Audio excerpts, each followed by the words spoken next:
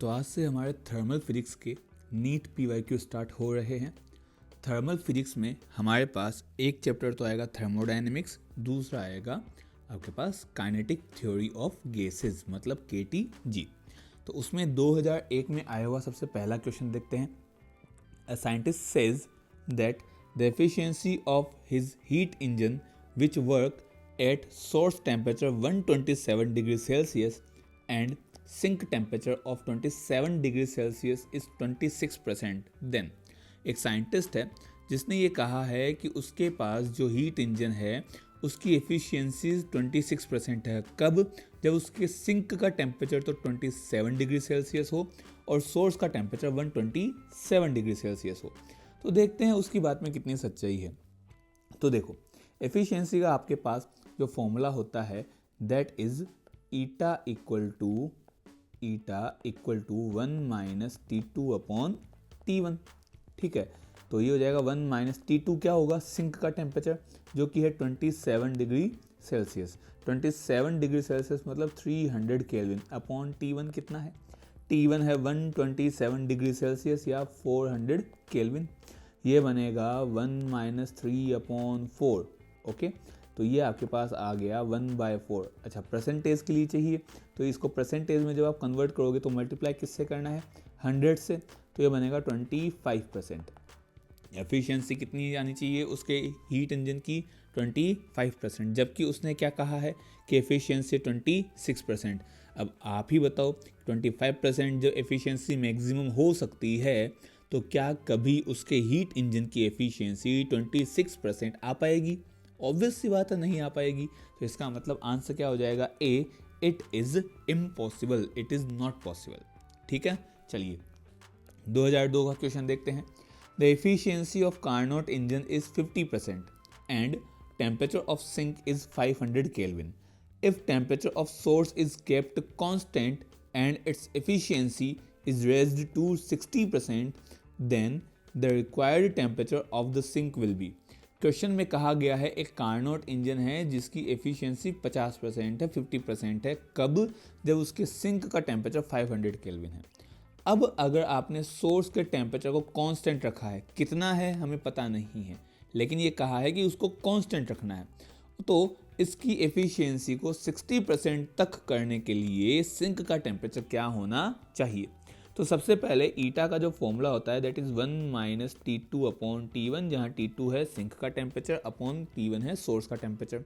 Initially ईटा कितना है? 50%। 50% मतलब 0.5 is equal to 1 minus sink का टेम्परेचर 500 केल्विन। सोर्स का हमें पता नहीं है, तो यहाँ से हम सोर्स का टेम्परेचर निकालेंगे। 500 अपॉन T1 आपके पास बनेगा 1 minus 0.5 which is equal to 0.5। तो 500 upon 0.5 is equal to T1। तो यहाँ से T1 की जो वैल्यू है दैट इज 1000 केल्विन। T1 कितना आ गया? 1000 केल्विन। सोर्स का टेम्परेचर हो गया है 1000 केल्विन। अब सोर्स का टेम्परेचर आ चुका है। अब आपको क्या बोला है कि एफिशिएंसी कितनी करनी है? 60% करनी है। एफिशिएंसी अब हमें करनी है 60%। Again eta is equal to 1 minus T2 by T1। Now this time efficiency 60% मतलब 0.6। 1 माइनस, अब सिंक का टेम्परेचर हमें पता नहीं है लेकिन सोर्स का टेम्परेचर क्या था? 1000 था, तो 1000 ही रहेगा। T2 अपॉन 1000 आपके पास मिला 1 minus 0.6 which is equal to 0.4।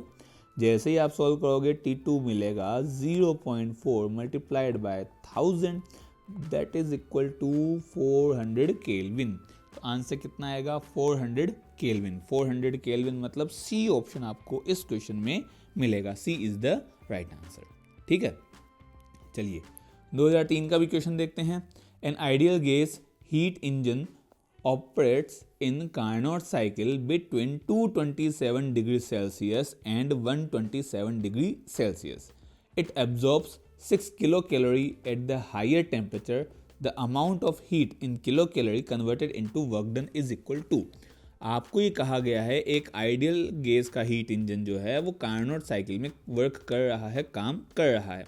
उसके जो दोनों temperature that is 227 degree Celsius and 127 degree Celsius, मतलब जो सोर्स का टेम्परेचर है वो 227 है एंड सिंक का टेम्परेचर है 127 डिग्री सेल्सियस। इन दोनों को हम केल्विन में कन्वर्ट कर लेंगे। तो temperature of source T1 227 degree Celsius which is equal to 227 plus 273, तो ये आ जाएगा आपके पास 500 केल्विन।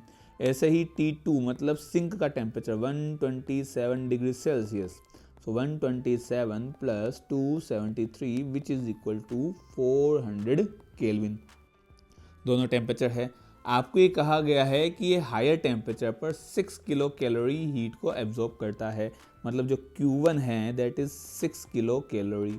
आपसे पूछा गया है वर्क डन कितना होगा, कितनी हीट वर्क में कन्वर्ट हो जाएगी। तो देखिए ईटा मतलब एफिशिएंसी का फॉर्मूला होता है 1 minus T2 upon T1 is equal to work done upon initial heat जो कि एब्जॉर्ब की गई थी। तो 1 माइनस T2 कितना था 400, T1 है 500, वर्क डन पता नहीं, Q1 कितना 6 किलो कैलोरी आ जाएगा। तो ये बनेगा 1 minus 4 upon 5 is equal to W upon 6, ये बन जाएगा 1/5 is equal to W upon 6। तो W वर्क डन आपके पास आएगा 6 upon 5 which is 1.2 kilo calorie. 1.2 kilo calorie आपका आंसर यहाँ बनेगा, मतलब ऑप्शन आपको मिलना चाहिए डी ऑप्शन।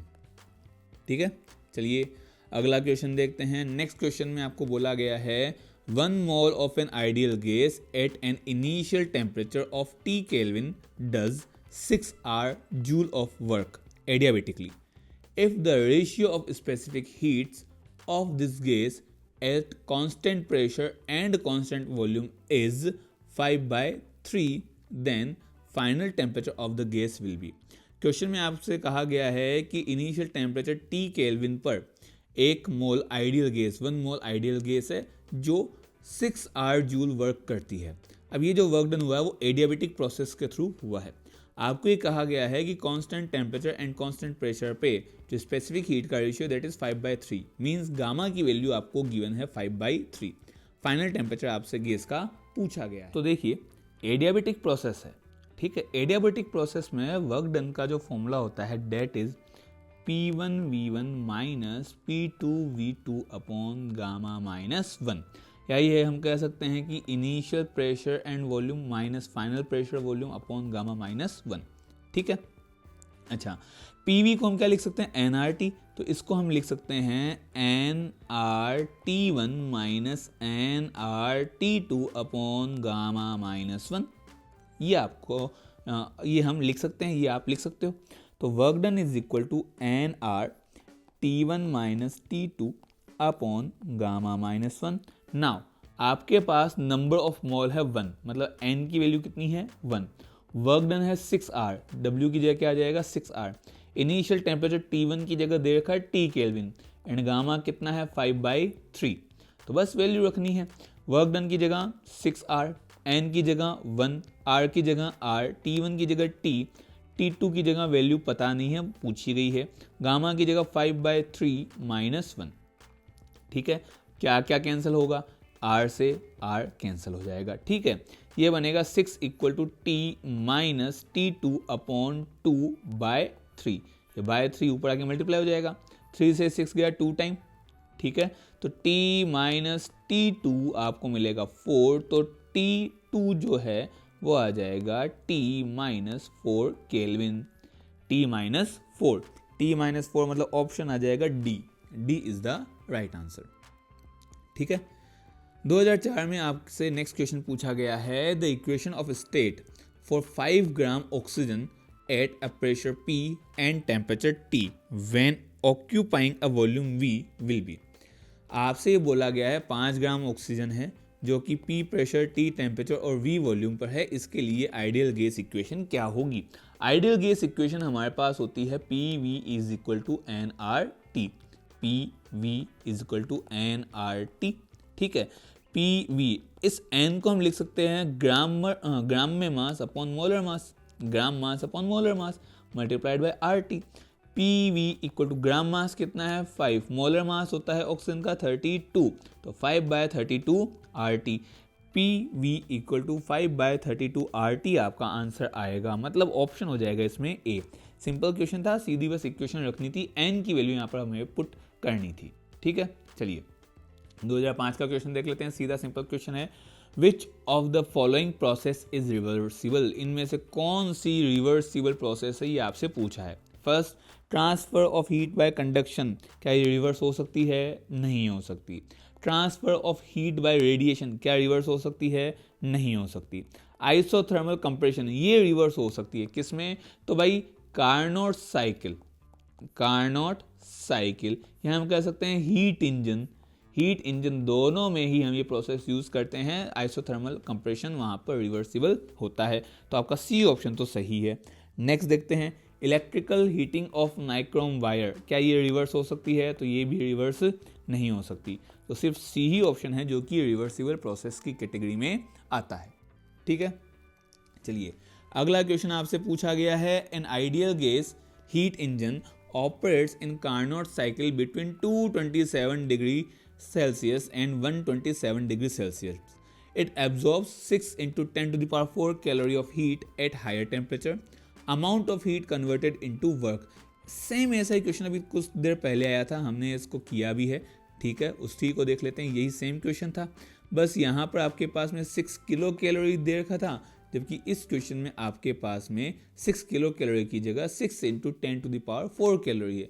सेम आंसर होगा, सेम इसमें प्रोसेस अप्लाई की जाएगी। Eta is equal to 1 minus T2/T1 is equal to W/Q1। 1 minus T2 कितना?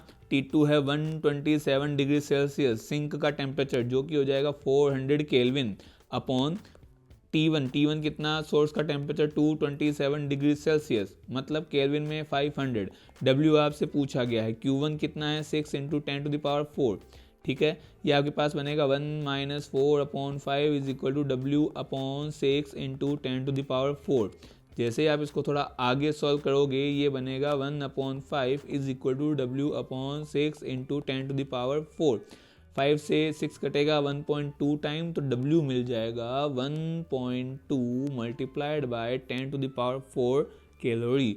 ऑप्शन आ जाएगा आपके पास fourth option 1.2 10 to the power 4 calorie इसका आंसर मिलेगा। सेम ही क्वेश्चन है, बस वहाँ 6 किलो कैलोरी था, यहाँ 6 into 10 to the power 4 आ गया, बाकी क्वेश्चन में कोई चेंज नहीं था।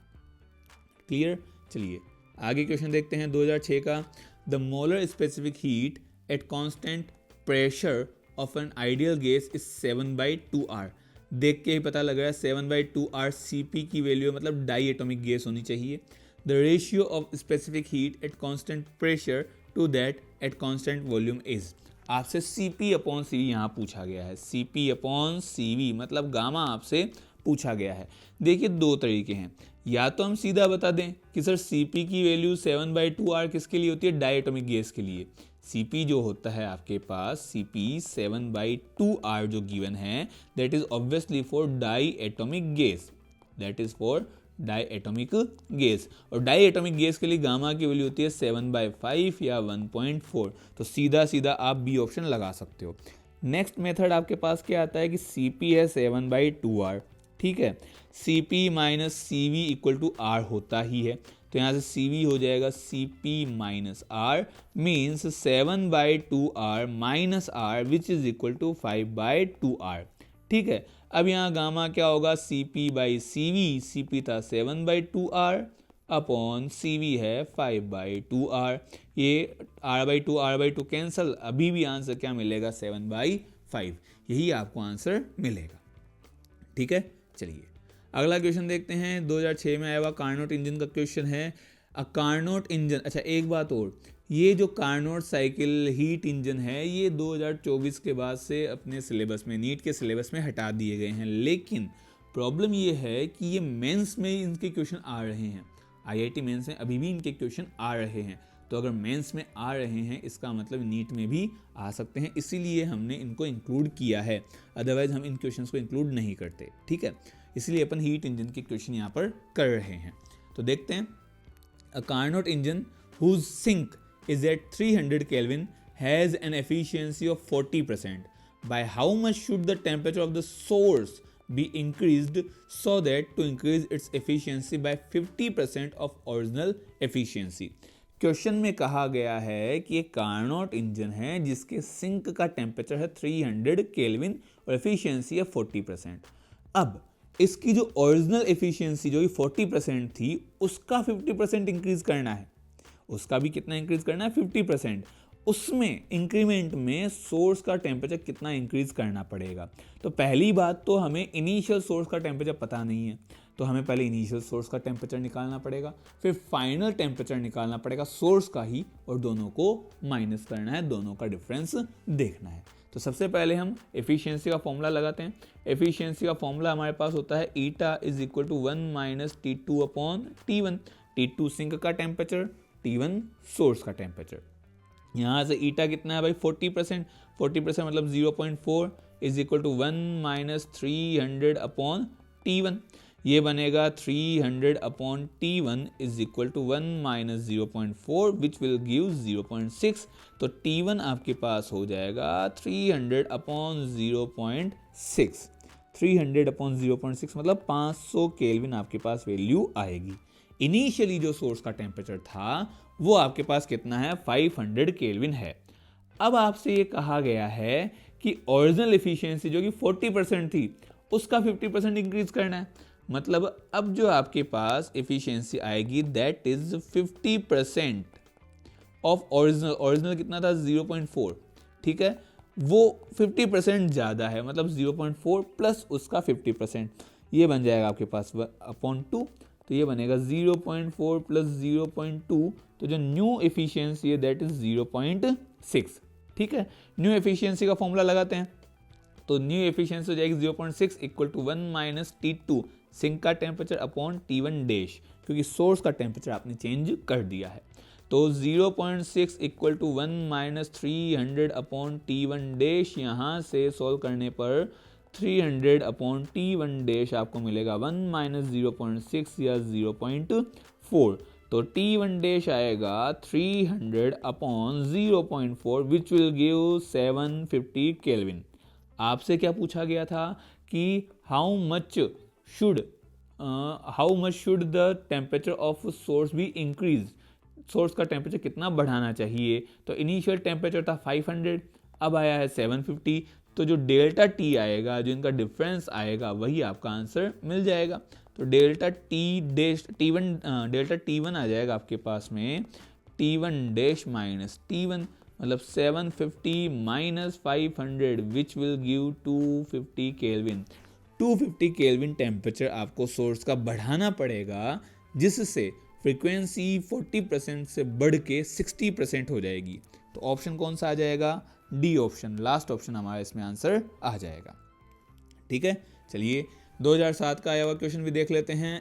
N engine has an efficiency of 1/6 when the temperature of the sink is reduced by 62 degrees Celsius, its efficiency is doubled. Temperature of the source is. Question में ये कहा गया है कि एक हीट इंजन की एफिशिएंसी 1/6 है। अगर इसके सिंक के टेम्परेचर को 62 डिग्री सेल्सियस से कम कर दिया जाए तो इसकी एफिशिएंसी डबल हो जाती है। टेम्परेचर ऑफ द सोर्स क्या होगा, ये आपसे पूछा गया है। अगेन एफिशिएंसी है तो उसका फॉर्मूला लगाते हैं 1 माइनस T2 अपॉन T1, ठीक है। Efficiency 1/6 equal to 1 minus T2 upon T1, यहाँ से T2 अपॉन T1 आएगा 1 माइनस 1/6 मतलब 5/6, ठीक है। एक इक्वेशन तो ये हो जाएगी। अब आपसे कहा गया है कि जब इस टेम्परेचर को, सिंक के टेम्परेचर को आप 62 डिग्री सेल्सियस से कम कर दो तो एफिशिएंसी डबल हो जाती है। मतलब T2 जो है उसकी जब T2 माइनस 62 कर दें अगर अपन, तो ये फ्रीक्वेंसी जो ये एफिशिएंसी है वो क्या हो जाएगी? डबल हो जाएगी, ठीक है। तो एफिशिएंसी का फॉर्मूला यहाँ भी अप्लाई कर देते हैं। एफिशिएंसी का फॉर्मूला क्या हो जाएगा भाई? तो एफिशिएंसी का हमारे पास फॉर्मूला होता है eta is equal to 1 minus T2 upon T1, ठीक है। यहाँ भी डैश, क्योंकि आपने जो सिंक है उसका टेम्परेचर चेंज कर दिया है। फ्रीक्वेंसी डबल हो गई, पहले कितनी थी? 1/6, उसका डबल 1 माइनस T2 की जगह T2 माइनस 62 अपॉन T1, ठीक है। तो ये बना T2 minus 62 upon T1 is equal to 1 minus 2/6 मतलब 1/3, 2/6 मतलब 1/3 which is equal to 2/3. This is equation 2 और ये जो आई थी वो इक्वेशन हो जाएगी आपके पास 1. एक काम करते हैं, इक्वेशन 1 और 2 को डिवाइड कर देते हैं. 1 डिवाइडेड बाय 2, तो T2 upon T1 upon T2 minus 62 upon T1 is equal to, ये तो था 5/6 एंड बाद में आपके पास वैल्यू क्या है 2/3, तो 2/3. ठीक है, क्या कटेगा, 3 से 6 कटेगा 2 बार, T1 से T1 कैंसिल, आपके पास वैल्यू मिली T2 upon T2 minus 62 is equal to, आपके पास वैल्यू आ जाएगी 5/4. क्रॉस मल्टीप्लाई करोगे 4T2 is equal to 5T2 minus 310, तो ये बन जाएगा T2 equal to 310 kelvin. T2 आया है, हमें T1 पूछा है, सोर्स का टेम्परेचर T1 है. ठीक है, तो इक्वेशन 1 में हम T2 की वैल्यू पुट कर सकते हैं. तो जैसे आप इक्वेशन 1 में T2 की वैल्यू पुट करोगे आपके पास आपको आंसर मिलेगा T2 upon T1 is equal to 5/6. T2 310, T1 पता नहीं, इज इक्वल टू 5/6.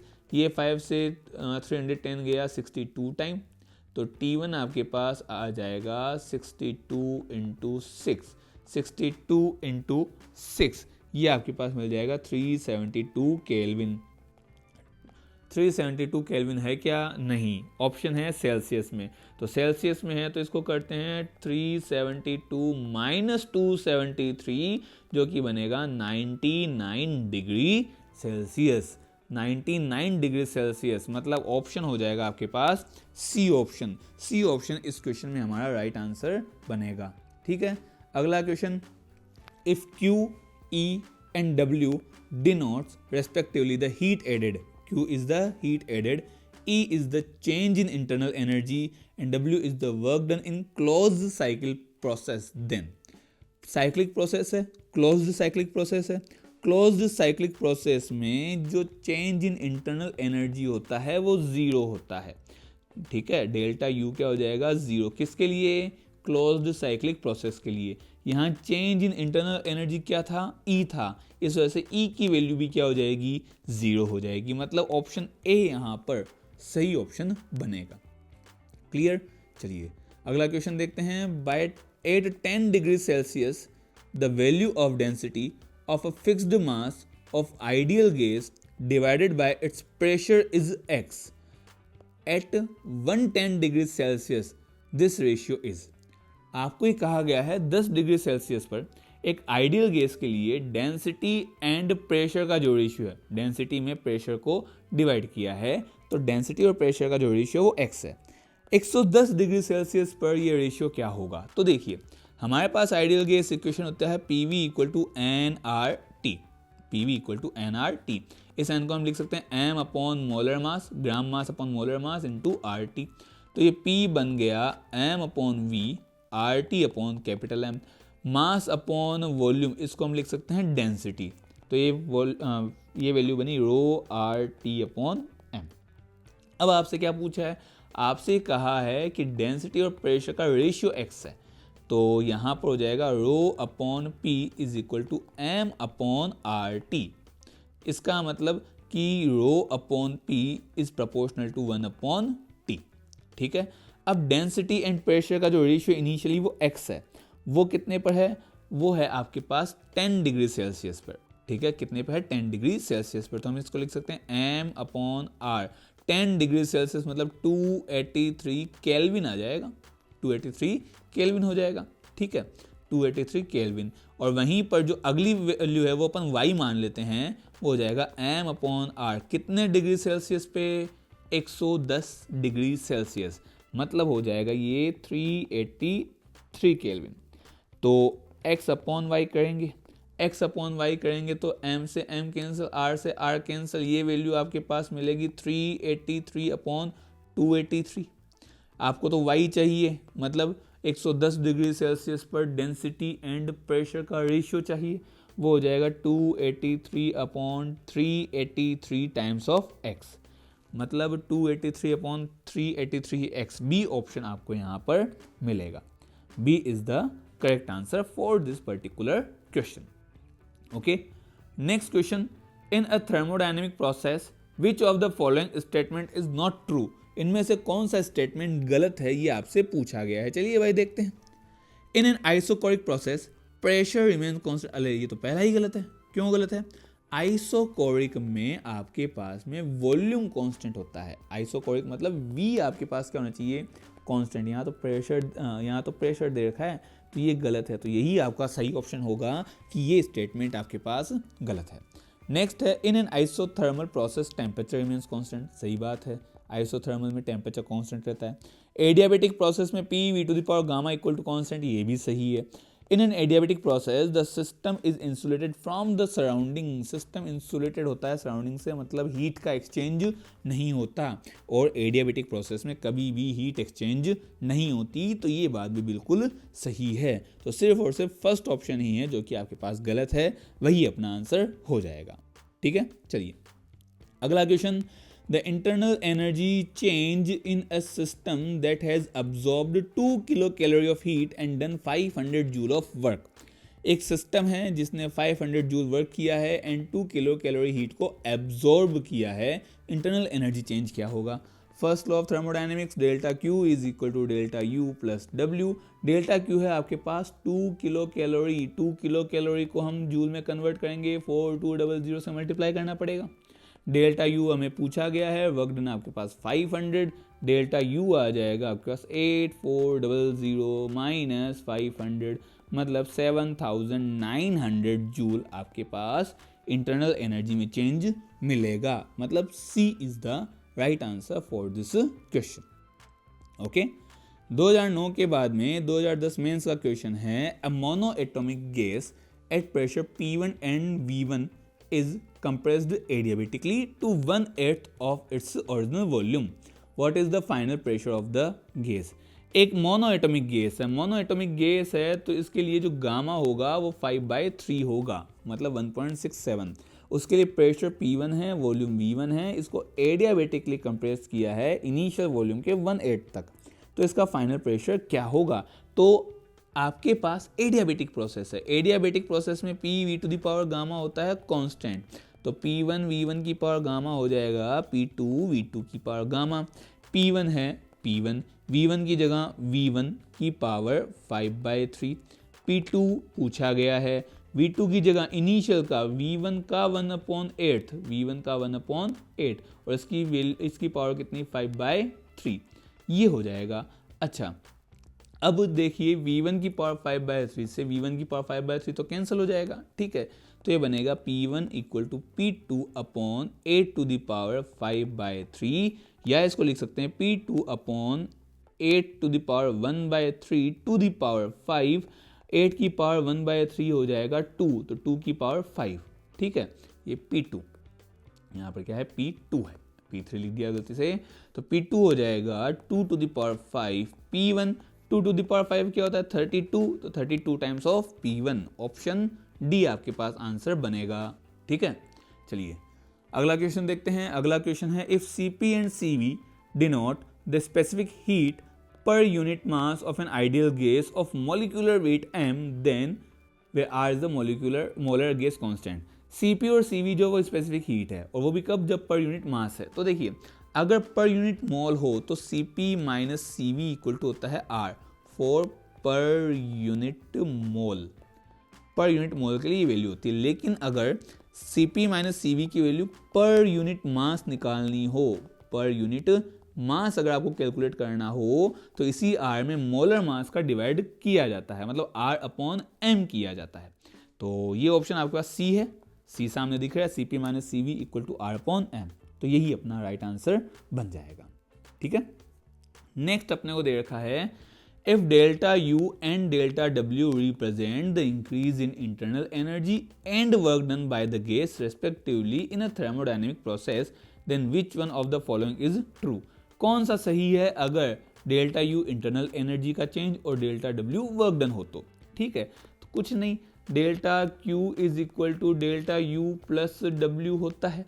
आपसे ये कहा गया है कि इनमें से कौन सा स्टेटमेंट सही है। सारे स्टेटमेंट में या तो आइसोथर्मल है या एडियाबेटिक प्रोसेस है। आइसोथर्मल प्रोसेस होगा फॉर थर्मल प्रोसेस अगर बात की जाए, फॉर आइसोथर्मल प्रोसेस, तो डेल्टा टी जीरो होगा। डेल्टा टी जीरो होगा तो डेल्टा यू भी यहाँ क्या मिलेगा अपने को, जीरो मिलेगा। और डेल्टा यू अगर जीरो है तो डेल्टा क्यू आपके पास वर्क डन के इक्वल होगा। क्या ऐसा कोई ऑप्शन है? नहीं है। तो देखिए अब एडियाबेटिक की बात करते हैं। For adiabatic process, for adiabatic process, adiabatic में आपके पास डेल्टा क्यू जीरो होता है तो डेल्टा यू प्लस डब्ल्यू भी जीरो हो जाएगा। यहाँ से डेल्टा यू किसके इक्वल होगा, माइनस डब्ल्यू के, और क्वेश्चन में डेल्टा डब्ल्यू है तो ये हो जाएगा minus delta W. Delta U equal to delta W जब प्रोसेस कौन सी हो, एडियाबेटिक हो। एडियाबेटिक प्रोसेस ए में आपको सेम ऑप्शन दिख रहा है, delta U equal to minus delta W in an adiabatic process. तो ये अपना सही आंसर हो जाएगा। नेक्स्ट क्वेश्चन है a mass of diatomic gas gamma है 1.4 at a pressure 2 atmosphere is compressed adiabatically so that its temperature rises from 27 degrees Celsius to 927 degrees Celsius. The pressure of the gas in the final state is. तो देखो question में आपको बोला है कि आपके पास एक डायटोमिक गैस है। डायटोमिक गैस होने की वजह से गामा की वैल्यू 1.4 है। Cp/Cv adiabatic constant is 1.4। इसका इनिशियल प्रेशर आपको 2 एटमॉस्फेरिक प्रेशर दे रखा है और एडियाबेटिकली इसको कंप्रेस किया गया है इस तरह से कि इसका जो टेम्परेचर है वो 27 से 927 27 टू 927 डिग्री सेल्सियस तक इंक्रीज हो जाता है। आपसे ये पूछा गया है फाइनल स्टेट में प्रेशर कितना है। तो देखो एडियाबेटिक प्रोसेस है, एडियाबेटिक प्रोसेस में टेम्परेचर और प्रेशर का रिलेशन होता है T to the power gamma upon P to the power gamma minus 1 is equal to constant. ये आपके पास यहाँ वैल्यू होती है, ठीक है। तो यहाँ पर अब आपको गिवन क्या क्या है, गिवन है P1 equal to 2 ATM, 2 atmospheric pressure है, ठीक है। इसके साथ ही आपको गिवन है T1 कितना है 27 डिग्री सेल्सियस मतलब 300 केल्विन आपको गिवन है। T2 है आपके पास में 927 डिग्री सेल्सियस मतलब 1200 केल्विन का टेम्परेचर है फाइनल। गामा की वैल्यू 1.4 या हम कह सकते हैं 7/5 आपको गिवन है। ये वैल्यूज आपको यहाँ पर गिवन है और आपसे फाइनल प्रेशर P2 आपसे यहाँ पर पूछा गया है, ठीक है।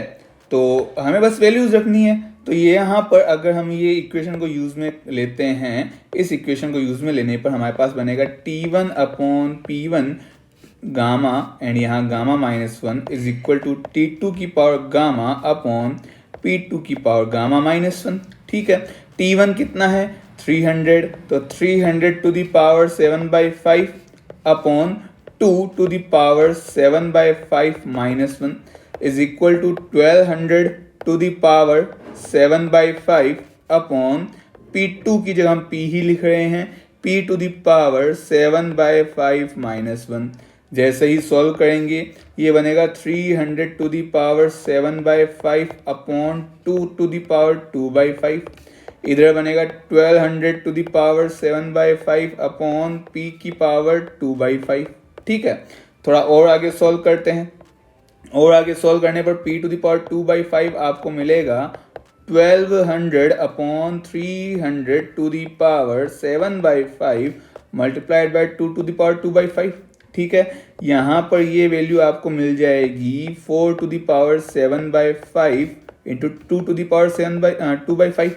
ये हो गया P टू दी पावर 2/5 की वैल्यू, ठीक है। थोड़ा और सॉल्व करें, इस 4 को हम लिख सकते हैं 2 का स्क्वायर, इसकी पावर 7/5, 2 की पावर 2/5, ये बना 2 की पावर 14/5 मल्टीप्लाइड बाय 2 की पावर 2/5, ठीक है। तो P टू दी पावर 2/5 आपके पास नेट इक्वली आ जाएगा 2 टू दी पावर 16/5। ये P बनेगा 2 की power 16/5 to the power 5/2। Powers आपस में मल्टीप्लाई होगी तो ये बनेगा 2 की पावर 16/5 इंटू 5/2। 5 से 5 कैंसिल, 2 से 16 cancel 8 time, 2 to the power 8 जो कि बनता है 256 ATM।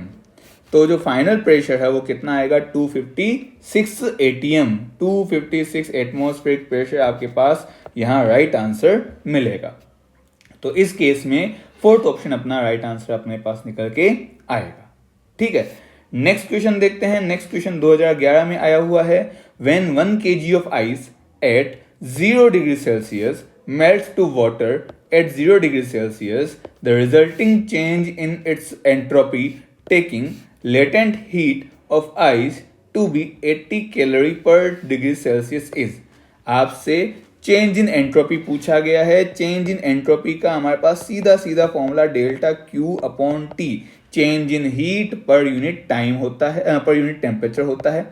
चेंज इन हीट जब आपके पास में आइस मेल्ट हो रही है तो आएगा M L upon T. M है 1 kg मतलब 1000 ग्राम, आपके पास एल की वैल्यू है 80 कैलोरी पर डिग्री सेल्सियस, अपॉन टेम्परेचर था 0 डिग्री सेल्सियस मतलब 273 केल्विन। तो ये बनेगा 80,000 अपॉन 273। ये हम जब सॉल्व करेंगे तो आपके पास वैल्यू आ जाएगी 293 कैलोरी पर केल्विन। तो डेल्टा एस आएगा 293 मतलब ऑप्शन यहाँ पर हो जाएगा फोर्थ ऑप्शन, चौथा ऑप्शन अपना राइट आंसर बनेगा। ठीक है, अगला क्वेश्चन देखते हैं। During an isothermal expansion a confined ideal gas does -150 joule of work against its surrounding. It implies that isothermal expansion में गैस ने -150 जूल वर्क किया है। आइसोथर्मल है, आइसोथर्मल मतलब डेल्टा टी आपके पास 0 होगा, मतलब इंटरनल एनर्जी में चेंज भी 0 होगा। By the first law of thermodynamics delta Q equal to delta U plus work done, delta Q equal to delta U plus work done. Delta U आपके पास 0 था तो डेल्टा क्यू हो जाएगा delta W के equal, W क्या था -150 joule, तो डेल्टा क्यू आ जाएगा -150 जूल। और माइनस तभी आता है हीट में जब वो हीट गैस से लीक हो रही हो। लीक होने का मतलब 150 joule of heat has been removed from the gas. First option आपके पास यहां पर बनेगा। ठीक है, चलिए अगला क्वेश्चन देखते हैं। N ideal gas goes from state A to state B via 3 different processes as indicated in PV diagram। PV diagram है, उसके अंदर तीन प्रोसेस हैं 1, 2 and 3। A से B तक आपको इन तीनों प्रोसेस से जाना है। If Q1, Q2, Q3 indicate the heat absorbed by the gas along the 3 process and delta U1, delta U2, delta U3 indicate the change in internal energy along the 3 process then।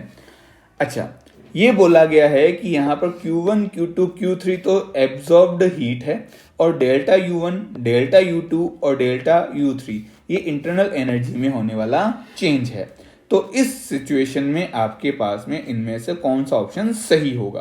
तो देखिए, सबसे पहली बात तो हमारे पास initial state और final state same है, ए और बी।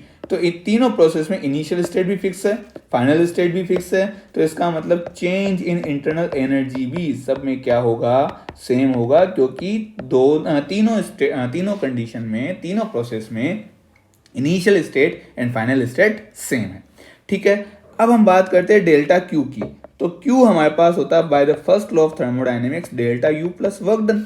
अब डेल्टा U तो सब में सेम है, तो जिसका वर्क डन ज्यादा होगा उसके लिए Q भी ज्यादा होगा। वर्क डन क्या होता है? वर्क डन होता है आपके पास में पीवी ग्राफ का एरिया। पीवी ग्राफ में क्या चाहिए आपको? एरिया। जिसका एरिया ज्यादा होगा उसका वर्क डन ज्यादा होगा, उसी का Q ज्यादा होगा। तो अब देखिए, यहाँ जो फर्स्ट प्रोसेस है इसके लिए एरिया आपको ज्यादा मिलेगा, सबसे ज्यादा इसका मिलेगा। फिर सेकंड प्रोसेस का एरिया फर्स्ट से थोड़ा कम आएगा, और फिर जो थर्ड प्रोसेस है इसका एरिया तो सबसे कम आएगा। इसका मतलब हम कह सकते हैं कि W1 is maximum, then W2, then W3। Similarly आपके पास Q1 ज्यादा आएगा Q2 से और Q2 ज्यादा आएगा Q3 से। तो Q1 is greater than Q2 which is greater than Q3, but delta U1, delta U2, delta U3 कैसे चलेंगे? सेम चलेंगे। ऐसा ऑप्शन ए है, तो ए इज द करेक्ट आंसर। ठीक है, चलिए अगला क्वेश्चन 2012 में ही आया हुआ है। 1 mole of an ideal gas goes from an initial state A to final state B via 2 processes. It first undergoes isothermal expansion from volume V to 3V and then its volume is reduced from 3V to V at constant pressure. The correct PV diagram representing the two processes is. Question में कहा गया है 1 मोल ideal gas है, इसको A से B state तक लेके गया है, वो भी दो प्रोसेस के थ्रू। फर्स्ट प्रोसेस में ये आपके पास में आइसोथर्मल एक्सपेंशन होता है। आइसोथर्मल एक्सपेंशन में इसका वॉल्यूम V से 3V तक गया है।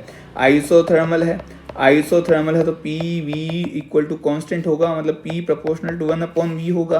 तो PV का जो भी आपको डायग्राम मिलना चाहिए वो हाइपरबोलिक मिलना चाहिए, रेक्टेंगुलर हाइपरबोला मिलना चाहिए। Then its volume is reduced to from 3V to V। फिर उसका वॉल्यूम जो है वो पहले 3V जो हो गया था वो वापस कहाँ तक आ चुका है, V तक आ चुका है, और प्रेशर क्या है, कांस्टेंट। तो इस टाइप का आपको ग्राफ मिलना चाहिए। इस टाइप का ग्राफ अपने पास में देखते हैं कौन सा है। तो इस टाइप का आपके पास ग्राफ है डी ग्राफ। डी में A से B तक गया, वॉल्यूम V से 3V इंक्रीज हुआ, फिर 3V से वापस वो B तक गया, B में वॉल्यूम क्या है, V है। तो ऑप्शन आपके पास कौन सा हो जाएगा, ऑप्शन आपके पास D ही आ जाएगा। D is the right answer, D is your right answer, ये आपका आंसर मिलेगा। ठीक है, चलिए अगला क्वेश्चन देखते हैं। अगले क्वेश्चन में आपको कहा है a thermodynamic system is taken through the cycle ABCD as shown in the figure. Heat rejected by the gas during the cycle is. आपके पास एक थर्मोडायनेमिक सिस्टम है जिसको साइकिल ABCD के अकॉर्डिंग प्रोसेस करवाई गई है।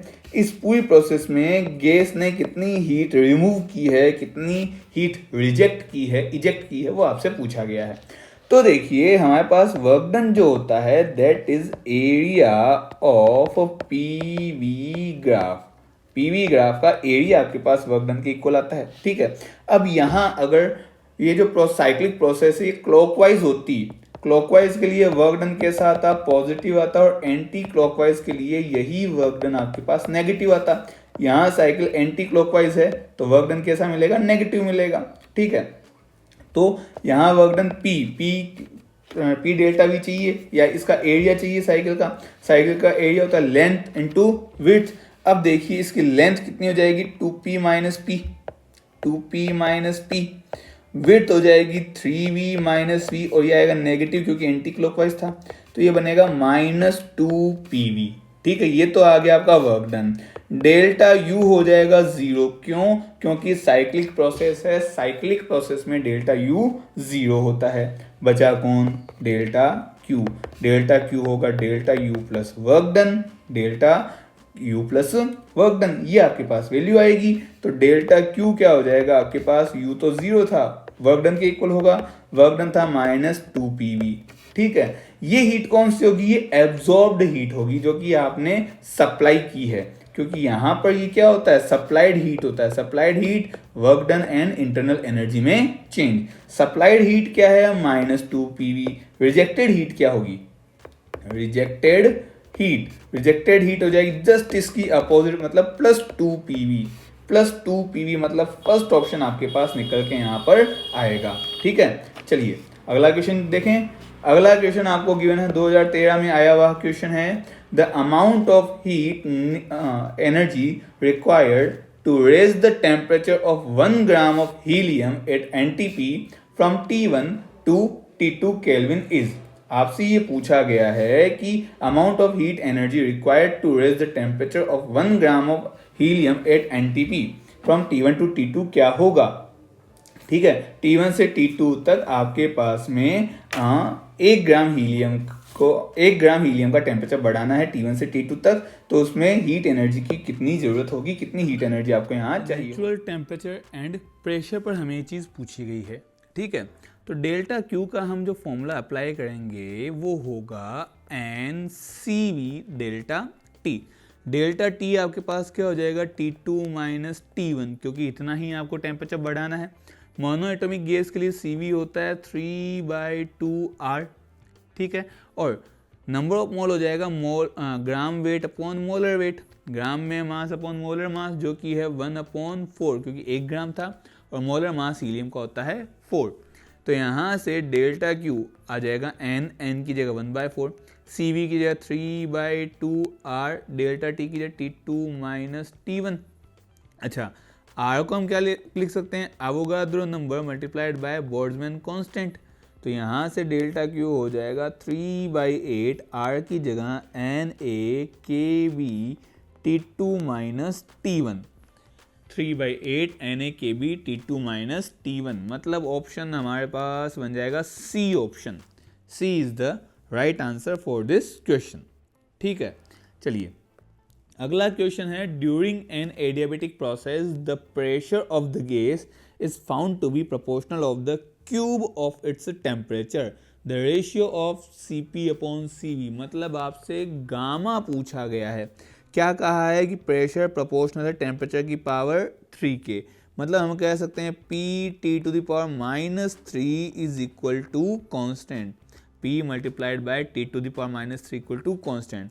अच्छा, हमारे पास एडियाबेटिक प्रोसेस में P और T में रिलेशन होता है P(T⁻⁻1 minus gamma is equal to constant. जैसे हम कंपेयर करेंगे तो गामा/1 माइनस गामा की वैल्यू -3 आएगी।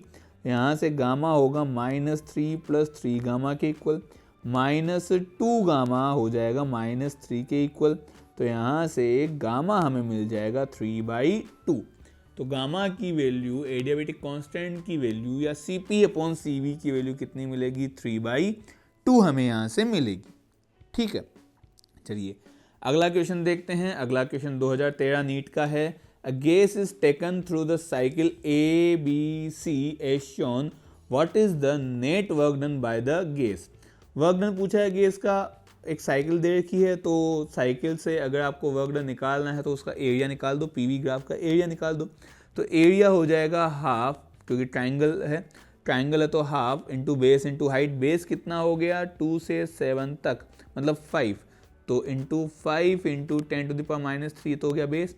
हाइट कितनी है, C से B तक की हाइट है, मतलब 2 से 6 तक, 2 से 6 मतलब डिफरेंस हो गया 4 इंटू 10⁵ का, क्योंकि प्रेशर 10⁵ की टर्म्स में है। ठीक है, तो ये बनेगा 2 टाइम्स कैंसिल, 5 इंटू 2 हो गया 10, 10 इंटू 10⁻², मतलब आपके पास आंसर मिलना चाहिए 1000 जूल। अब ये प्लस का है कि माइनस का, तो भाई क्लॉकवाइज साइकिल है, क्लॉकवाइज साइकिल में वर्क डन पॉजिटिव होता है, तो पॉजिटिव में 1000 जूल आपका आंसर आपको मिलेगा। ठीक है, चलिए अगला क्वेश्चन है, in the given VT diagram what is the relation between pressure P1 and P2। VT का डायग्राम देकर प्रेशर P1 और P2 का रिलेशन पूछा गया है। तो देखो nRT की वैल्यू हमारे पास PV के इक्वल होती है, तो यहाँ से V हो जाएगा nRT/P के इक्वल। ठीक है, मतलब हम कह सकते हैं कि यहाँ पर जो VT का ग्राफ हो, स्ट्रेट लाइन तो है ही, तो यहाँ से स्ट्रेट लाइन की इक्वेशन लगाएंगे y = mx + c। तो यहाँ पर देखो C की जगह तो 0 है, क्योंकि इंटरसेक्ट है नहीं, ओरिजिन से ग्राफ निकल रहा है। x की जगह आपके पास हो जाएगा t, और y की जगह आपके पास हो जाएगा v। तो जो m बचा, जो स्लोप है वो आएगा nR/P के इक्वल। ठीक है, और स्लोप की वैल्यू क्या होती है, tan थीटा भी तो होती है, tan थीटा = nR/P। मतलब अगर थीटा ज़्यादा होगा तो P की वैल्यू क्या हो जाएगी, कम हो जाएगी। यहाँ पर θ2 जो है वो θ1 से ज़्यादा है, θ2 की वैल्यू θ1 से ज़्यादा है, इसका मतलब P2 की वैल्यू P1 से क्या होगी, कम होगी। इसका मतलब हम लिख सकते हैं P2 is less than P1। P2 less than P1 मतलब ऑप्शन हमें मिल जाएगा A ऑप्शन। तो इस तरह से इस क्वेश्चन को सॉल्व किया जा सकता था। अगला क्वेश्चन देखते हैं, 2014 में आया हुआ क्वेश्चन है, the mean free path of molecules of a gas जिनकी रेडियस r है इज इन्वर्सली प्रोपोर्शनल टू। तो मीन फ्री पाथ का जो फॉर्मूला होता है that is lambda = 1/√2 pi n d², जहाँ d क्या है, मॉलिक्यूल्स का डायमीटर है। d की जगह हम क्या लिख सकते हैं, 2r लिख सकते हैं। तो यहाँ होगा 1/4√2 पाई n r², ये लैम्डा की वैल्यू होगी। आपसे पूछा है इन्वर्सली प्रोपोर्शनल किसके होगा, इन्वर्सली प्रोपोर्शनल टू किसके आ रहा है, r² के। आंसर भी क्या आएगा, r²। बहुत ही सीधा सिंपल क्वेश्चन था, बस फॉर्मूला रखना था यहाँ तो। ठीक है, चलिए अगला क्वेश्चन देखते हैं। The thermodynamic system undergoes cyclic process ABCDA, ये आपके पास साइक्लिक प्रोसेस है as shown in figure. The work done by the system in the cycle, इस साइकिल में वर्क डन कितना होगा सिस्टम का, तो वर्क डन क्या होता है पीवी का एरिया, पीवी के एरिया में अपन यहाँ एक पॉइंट ले लेते हैं ई, ठीक है। तो एक तो साइकिल हो गई आपके पास AEDA, एक हो जाएगा BCEB, तो दोनों का एरिया निकाल के ऐड कर दो, वही आपका वर्क डन होगा। तो work done in cycle AEDA, ये हो जाएगा ट्राइंगल, ट्राइंगल का area half into base, base हो गया V0, 2V0 माइनस V0, क्या बना V0। हाइट क्या हो गई 2P0 minus P0 equal to P0, ये हो गया AEDA का work done.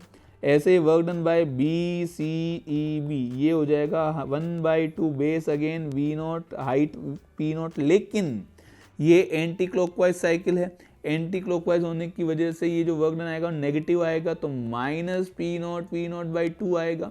Total work done जो होगा that is work done bye AEDA plus work done bye BCEB, दोनों की वैल्यू रखते हैं P0 V0/2 plus minus P0 V0/2, net work done क्या मिल जाएगा 0 मिल जाएगा, मतलब आपका ऑप्शन हो जाएगा D option, fourth is the right answer for this question.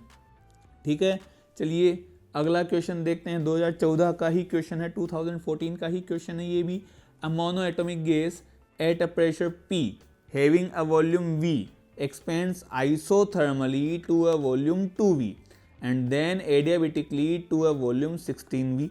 The final pressure of the gas is, take gamma equal to 5/3।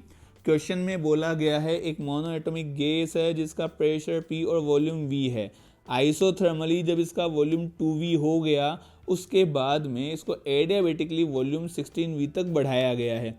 Final pressure आपसे पूछा गया है जब गामा की वैल्यू आपके पास 5/3 गिवन है। तो देखो सबसे पहले आइसोथर्मल प्रोसेस के लिए, फॉर आइसोथर्मल प्रोसेस क्या होता है भाई, P1V1 equal to P2V2, P1 की जगह P, V1 की जगह V, P2 हमें पता नहीं है, V2 की जगह आपको देखा था डबल हो गया 2V हो गया, V से V कैंसिल, P2 आ गया आपके पास P/2। ये तो आइसोथर्मल प्रोसेस के बाद में आपका प्रेशर है। अब आपको बोला गया है अब एडियाबेटिकली इसका वॉल्यूम 16V तक बढ़ाया है, तो एडियाबेटिक में PV to the power gamma होता है constant, PV to the power gamma equal to constant, तो सेकंड स्टेट से बात करनी है तो P2V2 की power gamma is equal to P3V3 की पावर गामा। P2 की जगह क्या था भाई P/2, V2 की जगह था 2V, इसकी पावर मोनो एटॉमिक में 5/3, P3 हमें पूछा गया है, V3 कितना है 16V टू द पावर 5/3, दोनों साइड V की पावर 5/3 V की पावर 5/3 तो हो जाएगा कैंसिल, बचा क्या P/2 2 की पावर 5/3 अपॉन 16 की power 5/3 is equal to P3। तो P3 आपके पास बना P/2, 2 से 16 को कटेंगे 1/8 टू द पावर 5/3, P/2 ये बन जाएगा 1/2 की पावर 5, क्यों, क्योंकि 8 की पावर 5/3 को हम लिख सकते हैं 8 की पावर 1/3 टू द पावर 5, 8 की पावर 1/3 हो गया 2 टू द पावर 5, ये हमने यहाँ पर लिखा है। तो ये बन गया एक तरह से P/2 की पावर 6, और 2 की पावर 6 क्या होता है बेटा, 2 की पावर 6 होता है 64, तो P/64 इसका आंसर आना चाहिए, P/64 मतलब ऑप्शन हमारे पास मिलेगा थर्ड, सी ऑप्शन हमारा राइट आंसर यहाँ पर बनेगा। ठीक है, अब देखते हैं अगला क्वेश्चन। अगला क्वेश्चन थोड़ा छोटा सा ही है। Figure below shows 2 paths that may be taken by a gas to go from a state A to state C. In process AB, 400 joule of heat is added to the system, and in process BC, 100 joule of heat is added to the system. The heat absorbed by the system in the process AC will be. Question में कहा है कि figures below shows 2 paths, 2 path हैं, एक तो A से C है, एक A B C है। यहाँ पर गैस को हमने ए से सी तक मोशन करवाई है, ए से सी तक गैस को लेकर गए हैं। 2 प्रोसेस हैं, एक तो ABC, दूसरा AC। AB मतलब इस प्रोसेस में आपने 400 जूल ऑफ हीट दी है, साथ ही साथ BC में आपने 100 जूल ऑफ हीट दी है। आपसे पूछा गया है कि AC में हीट एब्जॉर्ब कितनी है, AC जो प्रोसेस है इसमें कितनी हीट एब्जॉर्ब हुई है, ये हमसे पूछा गया है। तो देखो बेटा, इसमें A से B तक की बात करते हैं। A से B में हीट कितनी गिवन है, 400 जूल। A से B में हमारे पास वॉल्यूम तो कांस्टेंट है, वॉल्यूम कांस्टेंट है तो ये हो गया आइसोकोरिक प्रोसेस, ठीक है। तो फॉर A टू B की हम बात करते हैं, डेल्टा Q हो जाएगा आपके पास delta U plus work done, ठीक है। वर्क डन 0 होगा बिकॉज V क्या है, कांस्टेंट है, और वर्क डन होता है आपके पास P डेल्टा V, तो ये भी क्या हो जाएगा, 0 हो जाएगा। इस कंडीशन में जो डेल्टा U है वो डेल्टा Q के इक्वल होगा। डेल्टा Q क्या था, 400 जूल। ये डेल्टा U कहाँ से कहाँ तक का है, A से B तक का है, ठीक है। Similarly for B to C, again delta Q is equal to delta U plus work done. अब B से C में आपके पास में डेल्टा Q कितना गिवन था भाई, तो हमने यहाँ कहा है कि 100 joule of heat is added. 100 joule add किया है मतलब पॉजिटिव में आएगा डेल्टा Q 100। डेल्टा U हमें अभी भी ये नहीं पता, डेल्टा U कहाँ से कहाँ तक का, B से C का। वर्क डन देखो, B से C में आपके पास प्रेशर कांस्टेंट है। प्रेशर कितना है, 6 × 10⁴ प्रेशर कांस्टेंट है। वॉल्यूम चेंज हुआ तो मतलब PV का जो भी एरिया बनेगा PV ग्राफ का, वही आपका वर्क डन बन जाएगा। तो वर्क डन कितना आएगा, वर्क डन आएगा ये जो रेक्टेंगल है इसका एरिया कितना होगा, तो देखो लेंथ कितनी है, 6 × 10⁴। विड्थ कितनी होगी, विड्थ 2 और 4 इनका डिफरेंस 2 × 10⁻³ ये विड्थ हो जाएगी। तो आपका यहाँ का जो वर्क डन बनेगा वो आएगा 6 × 10⁴ इंटू आपके पास आ जाएगा 2 × 10⁻³ तो ये आपके पास बनेगा 100 equal to delta U BC plus ये बनेगा 6 × 2 12 120 आ जाएगा। तो डेल्टा U BC बनेगा 100 माइनस 120 इक्वल टू माइनस का 20 जूल। क्लियर। अच्छा अब देखो हमें जाना A से C तक है, तो A भी फिक्स है C भी फिक्स है। दोनों जो प्रोसेस थी आपके पास, दोनों जो पाथ थे, एक तो ABC और दूसरा AC, दोनों में इनिशियल और फाइनल स्टेट सेम है। तो मतलब आपके पास में जितना भी इंटरनल एनर्जी का चेंज ABC में आएगा, वही इंटरनल एनर्जी का चेंज सीधा AC में आएगा। ABC में इंटरनल एनर्जी हम क्या लिख सकते हैं, डेल्टा U AB A से B plus delta U BC B से C, ये हो जाएगा डेल्टा U AC। इसको हम लिख सकते हैं delta Q AC plus work done in AC, ठीक है। डेल्टा U AB ये हमने निकाला था 400 जूल, ठीक है, तो ये आ गया 400। ये था -20 तो ये आ गया -20। वर्क डेल्टा Q AC हमसे पूछा ही गया है। वर्क डन इन AC, तो देखो AC ये रहा, इसका वर्क डन क्या होगा, ये एरिया होगा। ये बन गया एक तरह से क्या बोल सकते हैं इसको, ट्रेपेजियम का एरिया। यहाँ का जो वर्क डन है वो होता है 1/2 sum of parallel side. Parallel side कौन कौन सी होगी, एक तो 2 × 10⁴ और एक हो गया 6 × 10⁴। तो सम ऑफ पैरेलल साइड हो गया 2 × 10⁴ प्लस 6 × 10⁴, मतलब 8 × 10⁴। और उनके बीच की डिस्टेंस, दोनों पैरेलल साइड्स के बीच की डिस्टेंस क्या थी, 2 × 10⁻³ थी। 2 से 2 कैंसिल, ये बनेगा 80 बन जाएगा आपके पास वर्क डन, ठीक है। ये जो वर्क डन मिलेगा ये क्या मिल जाएगा, 80, तो ये आ गया प्लस में 80। तो डेल्टा Q AC आपको मिला 380 प्लस 80 मतलब 460 जूल। 460 जूल इसका आंसर आएगा। तो आपसे जो पूछा था कि AC में सिस्टम ने कितनी हीट एब्जॉर्ब की है, तो कितनी की है, 460 जूल, 460 जूल ये इसने हीट एब्जॉर्ब की है, ठीक है।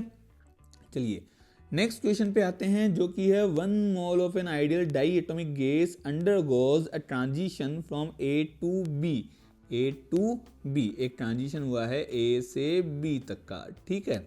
Along a path A B is shown, A B path से हुआ है। The change in internal energy of the gas during the transition, इसकी इंटरनल एनर्जी में कितना चेंज होगा ये आपसे पूछा गया है। तो इंटरनल एनर्जी में चेंज का फॉर्मूला होता है N C V delta T. Monoatomic है कि डाई एटॉमिक है, आपसे कहा गया है डाई एटॉमिक गैस है। डाई एटॉमिक गैस में आपके पास में CV कितना हो जाएगा 5/2R। एन आपके पास क्या है 1 मोल है, ठीक है, तो एन की जगह 1 रख देते हैं। डेल्टा टी क्या हो जाएगा भाई TB माइनस TA, बी पर टेम्परेचर माइनस ए पर टेम्परेचर, ये बना 5/2। अच्छा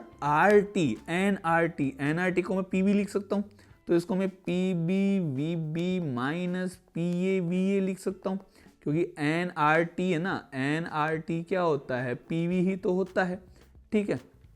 तो यहाँ से हम ये वैल्यू भी पुट कर सकते हैं PbVb माइनस PaVa 5/2। PB कितना, PB हमारे पास देखो कितना दे रखा है 2 है, वो भी किलो पास्कल में, तो 2 इंटू 10⁻3, VB है 6 माइनस PA है 5 इंटू 10⁻3 और VA है आपके पास में 4, तो ये बना 5/2 इंटू 12 माइनस 20 माइनस का 8 इंटू 10⁻3, ये बन गया माइनस का आपके पास में 20 इंटू 10⁻3।